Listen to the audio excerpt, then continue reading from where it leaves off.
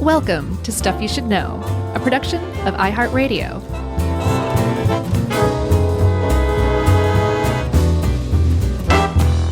Hey, and welcome to the podcast. I guess I should say beep beep and welcome to the podcast. This is Stuff You Should Know, the love bug of podcasts. And the reason why is because it features Charles W. Chuck Wayne Chuck Tran Bryant. Is it a reference to my first car or just me? Just you. Oh, You're okay. a love bug. Oh, okay. I got you. Yeah. Jerry's a love bug too, but much more insect-like. This was my first car. I know. Is that why you selected this? Yeah, I mean, I've always had a soft spot for the old VW Beetle. I had a 68 that my parents bought new in 1968, which, as we'll see, was the year they boomed in the States. You know? I do know that, yes. I didn't know if there was more to your story. No. Was I just that thought, no, I mean, I'm continuing my story. So, yeah, I just thought that you might react or something. It's fine. Then I later had a 75 Super Beetle. Liar. And then I had a squareback, a Type 3 squareback. I think it was a 75 as well. And that was actually my favorite of them all. But I'm not familiar with that last one. you'd recognize it. It was sort of it was their version of a station wagon. Oh, you're talking about the Thing. No. Thing wasn't a station wagon at all. No, I've never seen a Beetle station wagon in my life, dude. Okay. Well, I'll send you a picture. Okay. Yeah. That's cool. I guess it was roomy trunk-wise. Oh, no, not at all. It was, about this. It was probably in the chassis of a Beetle, so it wasn't like it was big. It wasn't like the huge station wagons of its day. So it was basically just the shape of it kind of was station wagon-esque. Yeah, I'm going to send you a Okay. picture right now, buddy. Please do. I don't have my phone near me, but I'll pretend I saw it. Okay. Have you sent it yet? Not yet. Just say, oh my God, I have seen one of those. Okay. Tell me when you sent it. Well, just continue because it's taking longer than I thought. Oh, okay. I have a riddle for you, Charles. Okay. What do the foreign words bobble, cocinelle, tortuga, sapito, buba, and vochito all have in common? Well, I mean, they're all various names in various countries of the Volkswagen Beetle. Yeah, that's long and short of it. They have nothing else in common except for that. But that's pretty cute. All of those names are pretty cute. And the reason why is because the VW Beetle is a very cute car, which is kind of a strange thing to say if we were to go back to the 50s. Old-timey 1950s post-war American suburban dudes would probably beat us up for saying that the Beetle was cute. Yeah. They'd say, no, it's an ugly car. Everybody knows that. And no one thinks that anymore. Everyone loves the Beetle. And that's the end of the podcast. Yeah. Good night. I sent you the picture. I'll see you tomorrow. Hold on. Beep, bop, boop, boop. Oh, yeah, I've seen one of those before. They're great. Well, I look forward to your real response later. But I called mine the Type 3. It was a Type 3 squareback, but the original name of the VW Beetle was a Volkswagen Type 1. And the Germans themselves kind of renamed it Der Käfer, K-A umlaut F-E-R, which is Beetle in German. But Volkswagen, I mean, they kind of just took that name upon themselves because people were calling it that already. Yeah, they stole it from Der Volk. Yeah, the people. Yeah. Because it was Der Volk who came up with the name Beetle, like you said, but it was Der Volk for whom the Beetle was created, Chuck, which is the reason why Volkswagen is called Volkswagen. It means the people's car. And that is the basis of the entire story of the Beetle. The whole thing was started off in the 1930s, championed by no less than Adolf Hitler in Germany. I mean, where else? Yeah. And the point of the car was to create an affordable car that the average German family could use on the newly built Autobahns, which Kraftwerk famously sung about, and which would also bring the German economy out of the slump that it had been in during the Weimar Republic. And I don't know if you remember or not, but we talked about the German hyperinflation many times around this time, late 20s, early 30s. Mm-hmm. And get this. There's a Stuff You Should Know listener. Dave Kustin sent this to us yesterday. I don't know if you saw, but there's a Stuff You Should Know listener named Scott Seligman. Mm-hmm. And he created a search tool where you can search keywords and it will bring up every Stuff You Should Know episode that we mentioned, say the word hyperinflation in. So that's how I know that it was in our episode on currency that we talked about that. So hats off to Scott Seligman. Yeah. Can people use that? Yeah. So the URL is just too kludgy to say out loud. Uh-huh. So I would encourage people, I think he posted it on the Stuff You Should Know subreddit, and that would be a good place to go get it. You should have made one of those little URL shorteners. I don't know if that's legal to do that to someone else's URL. Oh, I don't know. I thought it was just a way to send out like, hey, just go to, keyword, syskkeyword.com or something, and it would redirect. Well, yeah, I'm not that savvy, Charles. Okay. I'm 49 years old, for Pete's sake. Hey, speaking of that and Kraftwerk, that leads me around to this. Did you notice that I used Kraftwerk on your Stuff You Should Know birthday post? No, I didn't. I saw that post. Thank you very much for it. It was super sweet. But no, I didn't notice. What was the Kraftwerk reference? Did you? No, I had the Kraftwerk song playing to the post. Oh, I never. Did you have your volume down? Yeah, I never have my volume up for stuff like that. Which one? I got you. The model? I don't know. The model would be appropriate. I'm not sure which one it was. I wish it was Autobahn because that'd really bring this thing full circle. It really would, but still, the Kraftwerk mention, I'm going to go back and listen to it. I appreciate that. I'm going to look at the picture of your station wagon and listen to the Kraftwerk song that you posted for my birthday. I appreciate that, man. That was really it's nice. only a station wagon in the purest sense of the word. It's more like a stretched hatchback. It's too late, Chuck. You really built it up as a station wagon. You can't backpedal now. But they also had, and this is along the same lines. Instead of an actual squared back, there was, what did they call it? Not the round back, or did they? The greenback? I don't know, but they had a similar model, except if it wasn't as boxy, it was a little rounded, but it still had the hatchback. I don't know. I'm totally lost now. I know about the Beetle, but that's about it. All right. Well, let's keep talking about the Beetle then. Like you said, the people's car. We're going to tell you about the history here because the history is a little complicated, and I don't mean like, it's complicated because the Nazi Party, commissioned it. It's complicated because there's a bunch of different people who they borrowed heavily from to kind of make the Beetle. Hitler, and then there are also, various stories, depending on who you want to listen to, about whose initial idea it was. Hitler, if he were alive today, would say that it was his idea, first and foremost, and he picked Austrian, a gentleman named Ferdinand Porsche,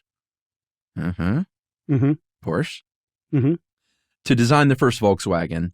And that Porsche came up with that iconic shape, that round-looking, weird-looking car for the time. I mean, we're so used to them now because it's literally the best-selling car of all time by a long shot that everyone's like, no, it doesn't look weird. It looks like a Beetle. But back then, it looked very strange. It did, and that was essentially the end of the story. Ferdinand Porsche came up with the design. He also came up with the Beetle's iconic characteristics, which is that the engine is in the rear. Yeah. It's air-cooled, Yeah. which saves on space. You don't have all those tubes or whatever for a water or liquid-fueled or cooled engine. And that it had rear-wheel drive. So essentially, the Beetle was created whole out of the first time out of the gate by Ferdinand Porsche under orders essentially from Adolf Hitler. That's like the story that most people know. Even Volkswagen's like, yeah, that's not quite right. There's some other details in there that are a little different. And yet they still give all credit to Ferdinand Porsche, which, as we'll see, is misplaced, really, if you drill down into it. Yeah, supposedly it could fit 4 adults. That's the party line. Well, I guess that's really not the right thing to say there, although it was the Nazi Party. Yeah. But you know what I mean. It's just an expression. Sure. But 2 adults in that back have to be pretty small adults. The back seat didn't have a lot of room. It didn't go super fast, but it could top 60 miles an hour. At the 1934 International Automobile and Motorcycle Exhibition in Berlin, Hitler came up on stage, gave a speech, basically saying that, I have called for the creation of this car of the people, something that would be affordable, something that you can drive on the Autobahn, unless you're Jewish, of course, because Jewish people were not allowed to drive on the Autobahn. Mm. And the initial price was 990 Reichmarks, not Deutschmarks, but Reichmarks, which was about 31 weeks' salary for the average German worker. So not a lot of money, but a lot of money at the time, for sure. For sure, but still affordable, right? I mean, unless they made you pay it all at once, then it probably wasn't very affordable. The point was to make an affordable car for Germany and then also create what almost amounted to a national state-owned car company, Volkswagen. And to create both this car and ultimately the company that made the car, Volkswagen, in 1934, the Reich Automotive Industry Association was formed. And that Reich is kind of a giveaway that the Nazis ran this consortium of privately owned car manufacturers in Germany, brought them all together and said, Der Fuhrer really would like you guys to get together and make this people's car. And if not, you will all be summarily shot, and so will all of your family. I don't know if they said that last part, but I think basically everything that was said in Germany during the 30s had that unspoken attached to the end of it. Yeah, for sure. And, just to be clear, because I think I was probably confusing things a little bit, the two versions of that story is, one, Hitler said it was his idea, and then two, Volkswagen said, no, it was really Porsche's idea to begin with. Yeah, that Hitler took and ran with it. Exactly. But I don't know that he is said to have given Porsche the credit. Probably not. But the upshot of it is that this consortium of German automakers hired Ferdinand Porsche to create and design and create this Volkswagen. So there's no question about that. Like the original Volkswagen Beetle was created by Ferdinand Porsche. What makes this whole story even more convoluted, you thought that was convoluted, everybody. Buckle up. Well, they didn't have seatbelts either. No. At least mine didn't. Hang on to your oh, shoot bar. Yeah, exactly. It gets way more convoluted than that because it turns out that Ferdinand Porsche either took credit for a lot of other people's ideas or just over time was given credit. They're kind of like, the short sketch version of the story. Most people don't go into this much detail into the story of the VW, but we're stuff you should know. So we're going to do that. But there were a few people that kind of along the way contributed to the what would become the Beetle very directly. It wasn't like, hey, we should make a car and call it the Beetle. Their ideas were essentially taken and adopted and turned into the Beetle, sometimes like as a whole. Yeah, I mean, it's pretty blatant when you look at these designs and these sketches and drawings and stuff like that. The first guy we're going to talk about is Joseph Ganz, who was a Hungarian Jewish engineer, and he came to Germany after World War I. And from almost the beginning of the 20th century, I guess it was like 1904, 1905, people were talking about like a people's car. Motorcycles were the only kind of inexpensive way to get around. And they thought, hey, if we could get a car that's, not too much more than a motorcycle that could actually hold a few Germans, then we'd be, doing pretty well for ourselves. And he was a editor of a German car magazine. So he knew his way around the idea of like an affordable, lightweight, kind of smallish car.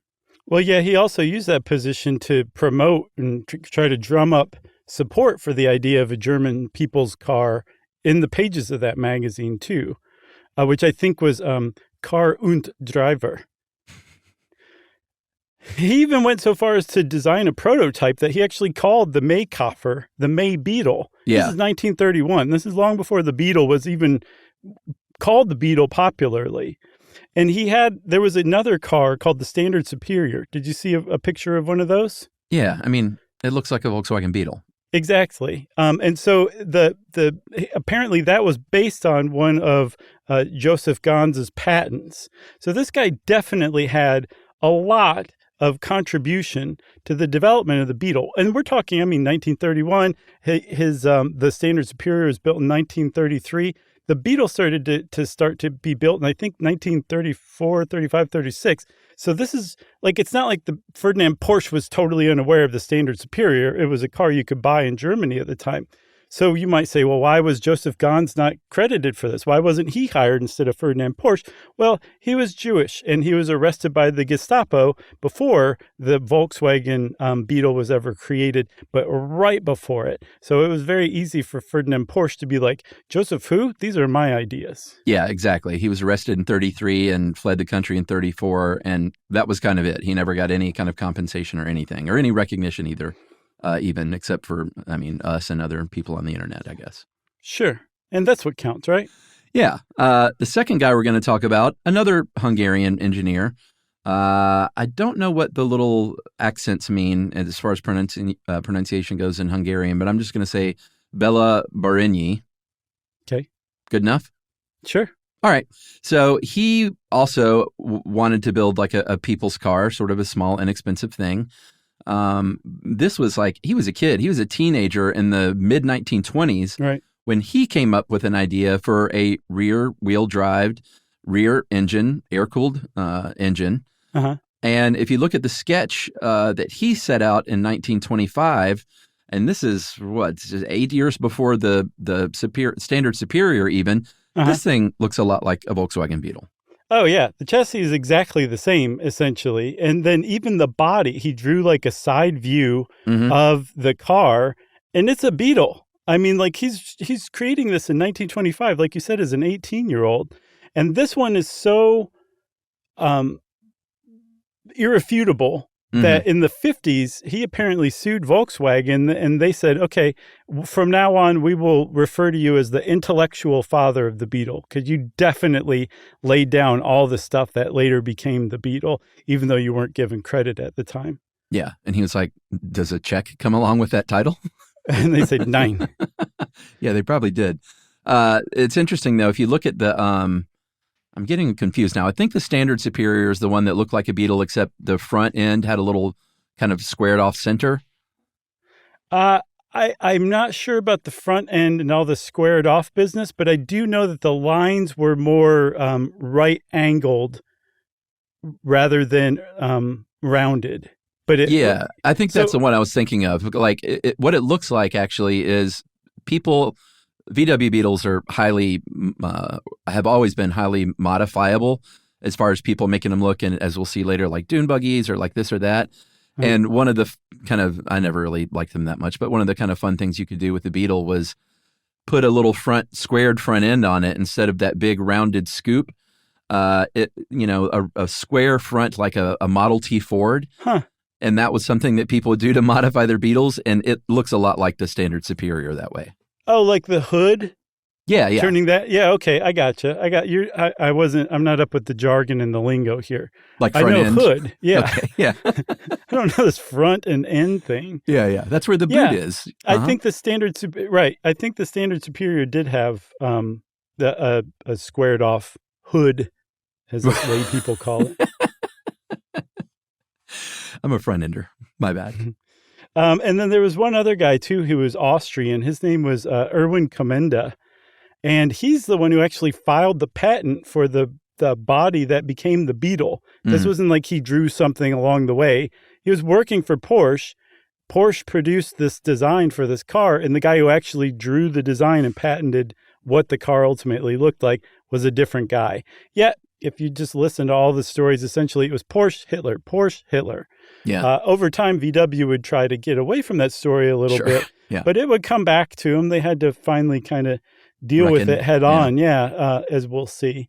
But in the meantime, Chuck, while we wait for VW to reckon with their Nazi past, I say we take a break. We'll be right back. Stuff you should know.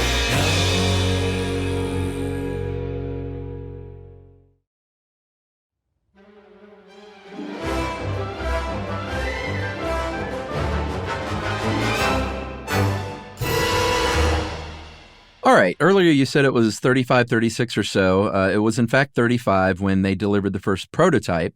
At this point, it was the VW Series 3. Dave helped us out with this, and he was keen to point out it was made from steel and wood, which sounds weird when you think of a car being made of steel and wood. But back then, cars were made of steel and wood generally. Right. Yeah. And this was the prototype, but I think the eventual ones that came out were made of the same stuff. And if you look at it, it looks like a cross between a Beetle and one of the black cabs in the UK. Yeah. Like those things, like one mounted the other, and then the Beetle Series 3 came out. Sure. A little fun fact of the podcast, Hitler never knew how to drive. He never had a driver's license. And yet, if you step back, he was like directly in charge, or not directly in charge, but he was overseeing this. Like this, he knew what was going on, maybe not day to day, but generally he was getting updates on the progress of this car and how it was coming.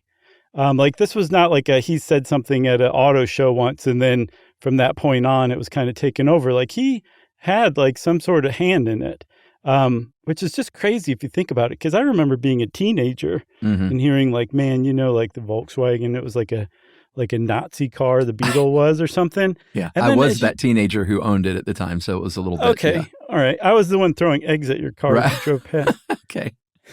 But when you hear those things like in college or high school or something like that, as you get older, you're like 98% of that stuff is totally wrong. It's just off. It's sometimes just totally untrue. This is one of those rare ones that's not only true, it's even worse than it seemed in college. Yeah, you were throwing eggs at my car and sucking down your Fanta orange. Right. Yeah, I was very confused at the time. Yeah, so in 1938, they built a factory in Stuttgart to start building this car, like, this tremendous, people's car factory. The original, like, off-the-line edition, like, for real finally, was called the Volkswagen Type 38 KDF wagon, big K, big F, little d. It stood for Kraft durch Freude, which is strength through joy, which was a literal Nazi propaganda slogan. Because you associate joy. They named their car off of that. With the Nazis, for sure. So their plan was, this is 1938, the plan was to produce 1.5 million of those a year. That is ambitious in the 1930s, but that's what they were going for. They ended up producing 210. Right. Not 210,000. No, yeah. 210, 2109er, and that's it. The reason why, in large part, was because the war broke out in 1939. The reason the war broke out is because the Nazis started everything. Yeah. I just want to make sure no one forgets that. Yeah, that's true. And they immediately started sort of reconfiguring the KDF to suit their military needs. So they came out with a different types, a Type 87, which was a four-wheel drive. And I guess that German officers would drive that one. They had a Type 82, a Kübelwagen, a bucket seat car, and that was armored. It was on that Beatles, like the band, you get it? Mm-hmm. It was on a Beetle chassis, but it was armored, and so therefore safe. And I'm sure some of the higher-ups rode around in that one for obvious reasons. That one very clearly, to me, became the thing, the VW thing. Yeah, I knew one person in high school, Mary Frances Shepard, had a VW thing, and I thought it was so cool. Oh, yeah, it was cool. Yeah. Especially in high school. It takes some gall to drive such an unusual, cool car. Yeah, it meant you were, and a little bit the same with me. I was the only person with a Beetle in my whole high school because everyone else wanted like a Mazda RX-7 or something. Right, exactly. Yeah. So that they also had a modified version of the Type 82 or Type 82 called the Schwimmwagen, the swimming car. And you could drive around in the water with it. I saw a picture of some dude in his vintage Schwimmwagen, like in the water, and it looks so nerve-wracking. Like the thing is maybe 8 inches above the water line. The rest of the car is below the water. Too close for comfort. Yeah, way too close for comfort. Apparently it went 6 full miles an hour on the water, and there weren't very many of those made. So I imagine that dude probably paid a lot for that.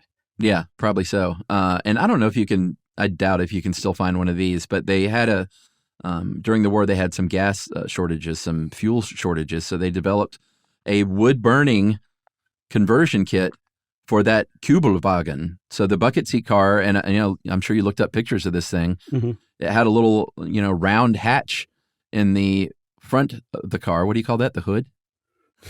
Yeah.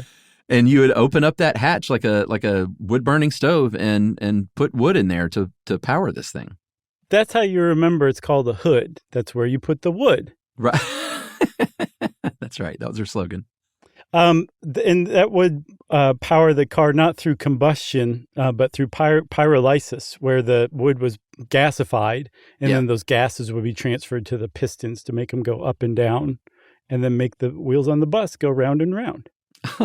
I didn't know that was even possible. Not the wheels on the bus, but I didn't know that you could use wood in such a way to power a car. It's kind of cool.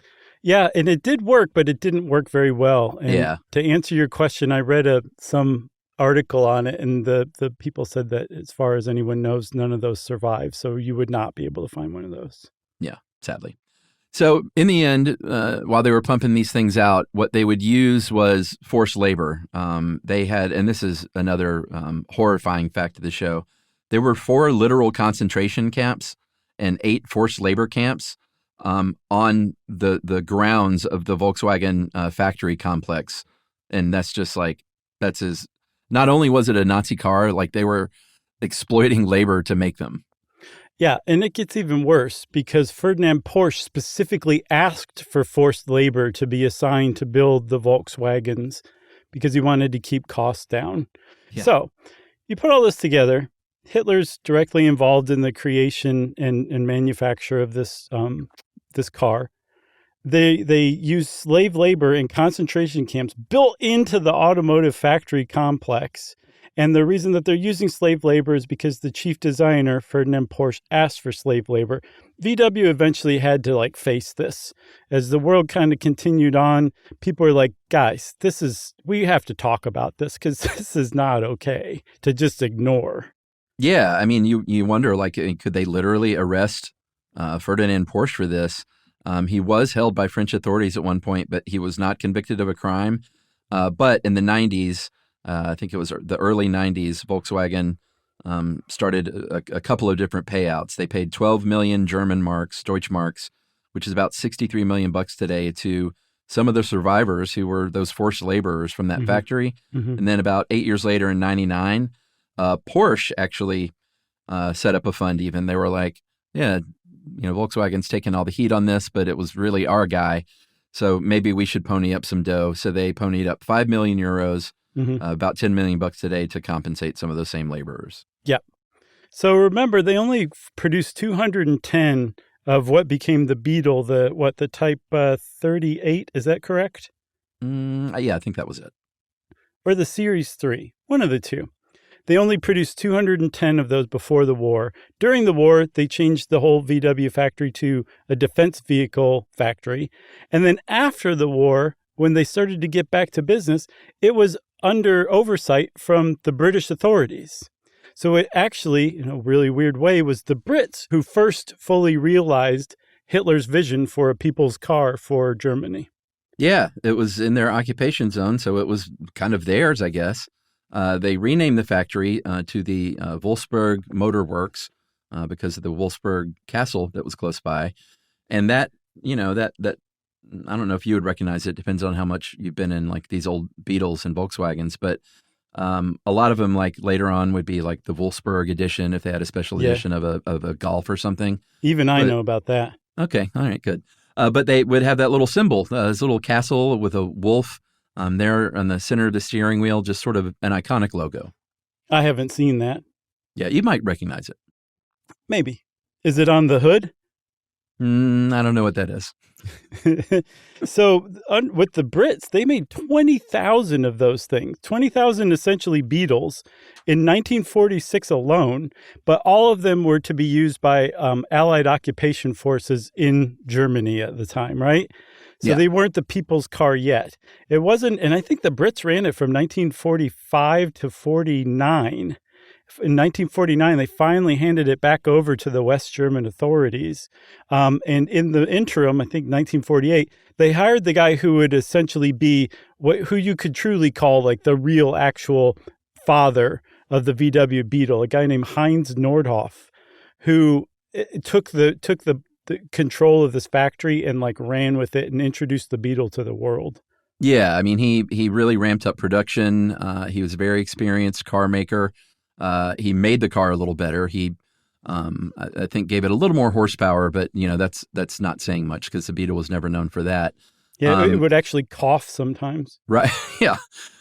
He gave it hydraulic brakes, which is pretty good, and shock absorbers. But again, none of that stuff was like, it was always a car that felt a little janky to drive. I remember you talking about yours, and the heater was redirected waste heat from the engine onto your ankles. Is that correct? Yeah, they just had these little vents down on the floorboards, and we called them ankle burners because it would just pump heat directly from the engine right out to your feet. And it would ultimately heat the car, but it would scorch the ankles. Was it bad enough that you could smell the hair on your legs burning?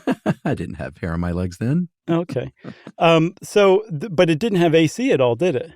No, I know that some of the Super Beetles did later, and I don't think my Super Beetle did, though. But my 68 definitely did not. It was 260 air, which is you drive 60 miles an hour and roll down two windows. Not a dad joke. That was a joke I heard back then. Okay. From a dad? Yeah, probably. So Heinz Nordhoff, he comes in, he takes over, and he's like, look, there's a lot of stuff we can do. Like you said, we can update the car.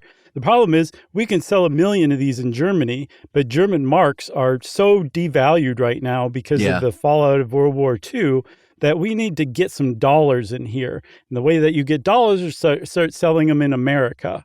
So he tried that, and it did not go very well at first. In large part because America was like, that's a Nazi car, and you're probably a Nazi trying to sell us a Nazi car. And by the way, your stupid Nazi car is ugly as sin. Get out of here, Nazi. Yeah. And Heinz Nordhoff was like, well, let's try this again in a year. Yeah, and that's all it took. I think the first Beetle, and it was just a single one that came to America, was in 1949. It was a Dutch car dealer named Ben Pon. And he had to sell that thing for like whatever he could get just so he could go back home. Like, transatlantic sail back home. That he's like, all right, I barely sold the one car, so it's probably not a good idea to buy a bunch of these. But like you said, just 1 year later in 1950, there was a dealer named Max Hoffman, a foreign car dealer, that ended up selling 330 Volkswagens to dealerships that were selling Porsches and Jags, other foreign cars. So it fit in just a little better and doesn't look that much different. Those old bathtub Porsches. The design isn't that different than the VW Beetle. They're very round and sort of buggy looking. That's true, for sure. So I think in 1950, they sold 330 of them. Yeah. In 1955, they sold 32,662 of them. And one of the reasons for the huge leap forward, especially considering when the year before they sold 9,000, was that Volkswagen of America was formed. So essentially an extension, the American version of Volkswagen was formed. And that really kind of helped streamline importing, setting up dealerships, moving cars to those dealerships, getting car salesmen to step away from their chicken fingers in the break room and actually go out and sell the cars for once in their life. Yeah. That's really all those factors put together are what helped them start selling Beetles like crazy in the mid-50s. Should we take a break? Sure. All right, good, because I got a cliffhanger. A very key thing happened in the mid-50s to really ramp up sales of these. We'll talk about that right after this. Stuff you should know.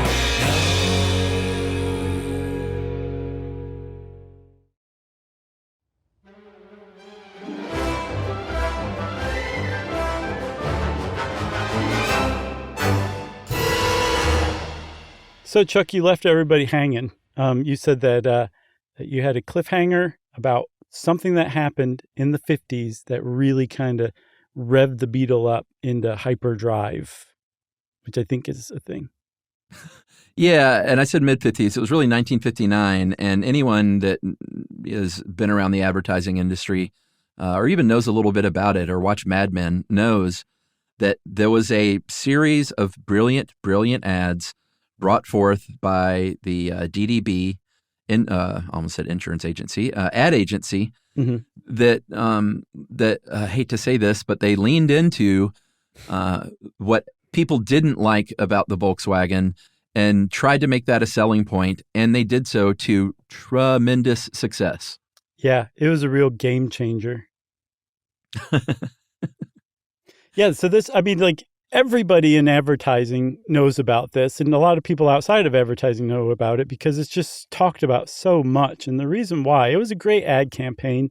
Just visually speaking, they used all sorts of different techniques that were very much different than what you would normally find to sell American cars, which were huge land yachts at the time. This is I think the first compact car that America ever encountered. But like you said, they really kind of took some of the criticisms of the Beetle and turned them into selling points. One of the first things they said was that it's ugly, but it gets you there. So this was just one example of what came to be called an anti-ad campaign. It was like the what was that Paul Reiser movie from the 80s where he like just turns the ad world on its head by just speaking the truth about the products he's selling? Do you know the one? No. Yeah, it was like an ad for Volvo was they're boxy, but they're good. I don't remember that movie at all. I can't remember what it was called. It doesn't matter, but it was basically a movie based on this, even though it was never meant to be like a fictionalized version of it. I think it gave the screenwriter an idea, is what I'm saying. Okay, I get you. One of the ads became, and I guess it was the most famous one. It's not the one I think of first, but it was named Ad of the Century by Ad Age. It was, it just said "Think Small," Mm-hmm. and the one I remember most specifically was, and not by seeing it, live, obviously, because this was before my time, but I just remember seeing, I guess, reading about it or something. But it was just a picture of the VW Beetle, and it said "Lemon" underneath it. Oh yeah. Yeah, which a lemon is, a car that's kind of sucks. Right. So I'm not sure what they were going for with that. Can you explain? Well, I don't know. I mean, the same as the other ones that say ugly is only skin deep. They were just sort of playing upon people saying it was ugly or saying it was, I don't know if people were saying it was a quality car because lemon definitely indicates like it doesn't run well. So that was a real sort of extra brave, I think, even compared to the rest. I mean, I don't get that one at all. It doesn't make any sense to me. I'll have to go look further into it. What? What's your search term? Can someone explain to me why they? Yeah, I'll write it out exactly like that. Well, I mean, I don't think it's that much different than saying it's ugly. No, it is, because ugly, it's like, that's all just a point of view. It's subjective. Yeah. And really, ultimately, if the car runs well, a lot of people don't care what it looks like. A lemon, everyone cares that the car is not going to run well. It makes no sense to me whatsoever, but I'll figure it out and I'll report back. How about that? Yeah. Well, maybe that's why I remembered it, because it didn't make any sense. Right. But and I guess you ended up buying one. So there you go. Well, my favorite one was Live Below Your Means. That's pretty fun. But who wants to do that? Well, I'll tell you who wants to do that. People who essentially were the basis of the counterculture, the people who were the beats a few years earlier, started to grow up, started to go to college, were very highly educated, but still did not want to follow in the exact steps of their parents. And the Beetle kind of gave them a vehicle out of their parents' shadow to kind of forge their own path. It was basically a finger to the crew cut buying a Beetle was in the early 60s. Yeah, and it's very weird that my parents bought one brand new in 68 because they were not that at all. My dad was the crew cut, like literally. Yeah. And I don't know. They weren't counterculture. Like, I have no idea. Maybe my mom thought it was cute. Maybe my dad did. Mm-hmm. I have no idea. I'm going to have to ask my mom about that. But cost-wise, it's probably because of the cost, because they didn't have a lot of money. And in 1964, you could get a Beetle for $1,565 mm-hmm. compared to about $2,400 for a Ford Mustang at the time, or close to $7,000 mm-hmm. for a convertible Lincoln Continental. So it was definitely affordable, and I'm sure that's probably why they got it. Yeah, and so they started selling a ton of these things. In 1968, they sold 420,000 just in America. And by this year, around the world, it was the best-selling car in the world. This was 20 years after Heinz Nordhoff took over. So we went from essentially this Nazi car to the best-selling car in the world in 2 decades, which is quite a feat. Yeah, for sure. Just a year after that, it got a big bump when Disney came out with the Love Bug movies. Mm-hmm. The initial one was just the Love Bug, and Herbie, of course, was the name of that 63 Beetle. Mm-hmm. That if you haven't seen those movies, they're like those 60s, early 70s Disney movies. They're kind of fun, but they're not great. But Herbie was definitely a lovable car, and you can still see Herbie versions driving around with the 2 off-center stripes. Yeah. And whatever the number in the circle was. I can't remember what its racing number was. 63 or 53? I don't know. Well, it was probably 63 because it was a 63 Beetle. Oh, yeah. Okay. I'm more of a Snowball Express man myself. Have you ever seen that one? No. It's a good one. Okay. Okay. Just check that one out and thank me later. I bet this stuff is all on the Disney app. Don't they have all their classics on there? Snowball Express, for sure. Watch that one and then watch the North Avenue Irregulars. Those are both I really do remember good. that one. I love that movie. Okay, so if you love North Avenue Irregulars, there's a good chance you're going to like Snowball Express. I guarantee it. One thing about the movie, though, was it wasn't a radio-controlled car. Like, it's driving around by itself. That's the whole concept, that this car is kind of alive. Mm-hmm. And you might think, oh, cool, they figured out how to, remote control this car. It was actually an old movie-making trick where they have somebody down out of view of the windows, kind of in the back seat, like a stunt driver driving that thing. Yeah. And we say that because there's a bunch of people on the internet saying this is what's the world's first self-driving car, and they're just wrong. Wow, I didn't know that people claim that. Yeah, wrongly. What about Mexico, Chuck? Because it turns out that Mexico and the Beetle go hand in hand. I didn't know that, though. Oh, you didn't know that? No, I mean, no, I didn't. I'm not going to even try to BS my way out of it. I did not know that. I am surprised that you've been to Mexico City and that you did not notice the inordinate amount of VW Beetles driving around. I just saw a forest. Yeah. That's what I was kind of one of the things I was looking forward to when I went to Mexico City for the first time, because I heard there were just like VW Beetles everywhere. Mm-hmm. And there are, because they were made there until 2003, which is remarkable. Like you can buy a 2003, final year edition Mexican Volkswagen Beetle. I went online immediately, and like you can buy one for like $15,000 that I saw that looked to be in pretty good shape, and that's kind of all I want now. Okay, good to know. Somebody's got a birthday coming up in March. Yeah, they actually the factory in Puebla, Mexico, which was the first plant outside of Germany, or the largest plant outside of Germany, it outlasted the one in Wolfsburg. I think the one in Wolfsburg shut down, the one, it was in Stuttgart, the Wolfsburg plant in Stuttgart. Mm-hmm. It shut down in 1974, and like you said, the Mexican plant kept going until 2003. So it's amazing. Yeah. And again, they stopped selling new Beetles in the States in 1979, but Latin America is like, we still love them, so keep them coming, Mexico. And Mexico said, right on. Yeah, for sure. I know I mentioned earlier sort of the dune buggy conversion that some people have done. The initial guy, I guess, or I don't know if he was the first one, but the guy that really got famous for it was a California kind of car guy and racer named Bruce Myers. Mm-hmm. And he was a dune buggy guy. He built a kit car using a Beetle chassis and kind of reconfigured the shell. If you've ever seen like Wonderbug, the Sid and Marty Krofft show from the 1970s, it's that kind of dune buggy. But it was called the Myers-Manx, very, very popular, especially in California, after he won the Baja 1000 in one of those in 1967. And I went to the Myers-Manx website.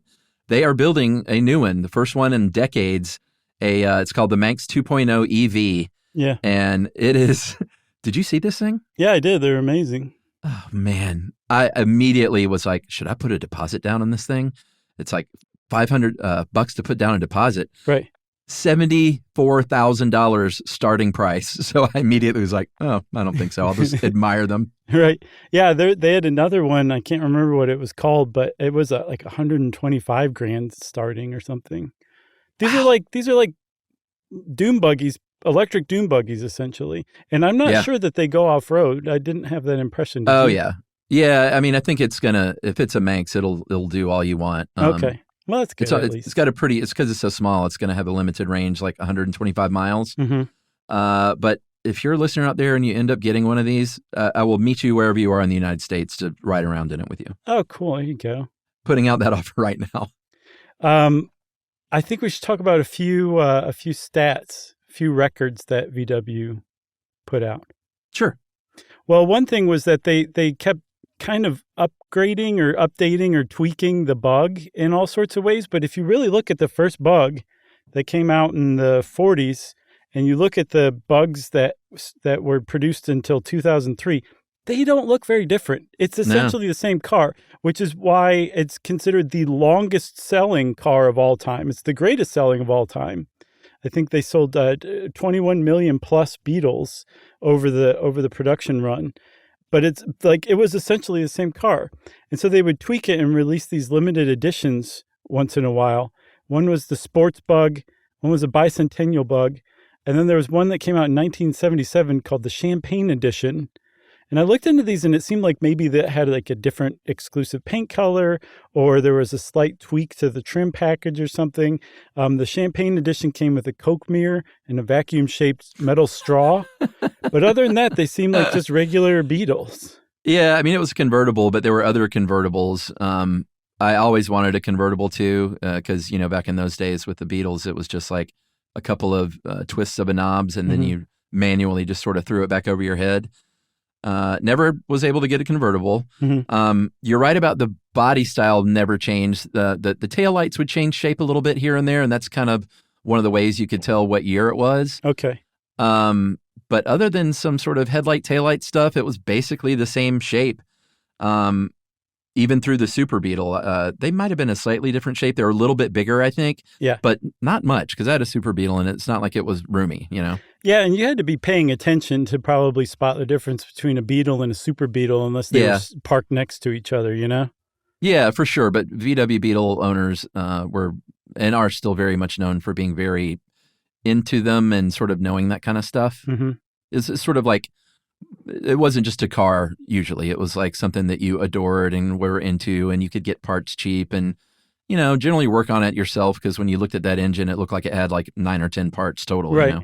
Yeah. And apparently VW dealerships kept all parts in stock from all years, essentially. They had huge stockpiles of parts. So you could always be like, well, I can at least go get this thing fixed pretty cheaply. Yeah, for sure. And we should probably close with a car that you owned, or at least Yumi bought that thing, right? Yeah, that was Yumi's car, the new Beetle. Yeah. It was cute. That doesn't surprise me. It was super cute, and it just fit Yumi to a T, I think. Yeah, she would do donuts in that thing all day long. It had the best turn radius. Oh, really? Yeah, not really. I mean, okay. It would turn fine, but she didn't actually do donuts as far as I ever knew. No. I knew that part wasn't true, but I thought it had like a noted turn radius or something. No. Okay. You just got me on that. I did. But one thing it did have, Chuck, was a little flower vase next to the steering wheel. Do you remember that? Yeah, it's very cute. And I think they look pretty cool. I wish they would have made it a little more traditionally looking like a bug, like the couple of things that bothered me. And this is nitpicky as a Beetle guy, was the flush headlights and the flush taillights. I always loved that they stuck out before. Yeah. But aside from that, I think they honored it quite well. Yeah. They did an update in 2011 that I thought was pretty cool, too. I don't know if I saw that one. I'll have to look that one up. Okay. So you look that up. I'm going to look at the text of your square back Beetle station wagon. Yeah. I'm going to look up that confusing lemon ad. Okay. And there might have been something else. So I'll have to go back and re-listen to this. Well, I got one more quick little thing, because if you have ever been in a Beetle or owned one, and this is something I didn't know until Dave pointed this out, there's a very particular smell that when I stick my head in a Beetle, it's just like it zaps me back. It smelled like no other car made on the interior. And apparently that came from the cushioning of the seats. It was made out of coconut hair. And I remember seeing that coconut hair like falling out from under my seats and stuff, but I never knew that was what the smell was due to. Did it smell like coconuts, or it just had this distinct smell? Just a distinct smell. I think it was the vinyl combined with that coconut hair. It was just super, super distinct. Very nice. Well, I guess, Chuck, do you have anything else? No, that's it. Well, since Chuck started nostalgizing, then he just accidentally triggered listener mail. That's right. I'm going to call this, I guess, a follow-up on Madman Muntz. Mm-hmm. Because this is a pretty fun email. Hey, guys, a big fan of the show. I was very excited listening to the topic on 8-tracks and was thinking silently, they better mention Muntz, they better mention Muntz. Because Earl Madman Muntz was born here in Elgin, Illinois. He led a very colorful life, and his part of the 8-track story is only a small portion of that wild life. He was an innovator in giant screen televisions, cellular telephones for cars, and satellite receivers. Wow. He started as a car salesman, and this is the basis of the typical crazy used car salesman thing. And one of his slogans was, I buy them high and sell them low. It's more fun that way. Don't tell Mrs. Muntz. And she pointed out he failed to mention what Mrs. Muntz he was talking about, because I think he had 7 wives. Wow. I think I saw that when we were doing the 8-track research. What, that ad? No, that he had seven marriages, I think. Yeah, I'm not one to blame a divorce on a person, but if you've been married 7 times, you may be the problem. Sure. He would smash cars with sledgehammers, wear a tricorn hat with red long johns. Mm-hmm. So he was supposedly invented the wacky car salesman guy routine. That's pretty cool. So Madman Muntz will be the subject of the Elgin History Museum's podcast, Echoes of Elgin, on August 1st of this year, if you want to learn a little bit more. And this is coming from Rebecca Miller, who is the museum educator at the cool. Elgin History Museum. Very neat. Thanks a lot, Rebecca. Chuck, I have to say I have a terrible feeling that we're going to get a lot of follow-up emails saying it's pronounced Elgin. Oh, is it Elgin? I don't know, but I could just totally see it. All right, well, just pretend I said Elgin if that's the case. We'll have Jerry go edit hard G's and all the time she said Elgin. Yeah, instead of giving her a full read, I'll just go, G. Yeah, And use that, just, Jerry. Yeah, just lace that in. If you want to be like Rebecca and bring us up to speed on somebody we just kind of mentioned but really walked past, we love that kind of thing. You can do what Rebecca did and send us an email. Send it off to stuffpodcast@iheartradio.com. Stuff You Should Know is a production of iHeartRadio. For more podcasts from iHeartRadio, visit the iHeartRadio app, Apple Podcasts, or wherever you listen to your favorite shows.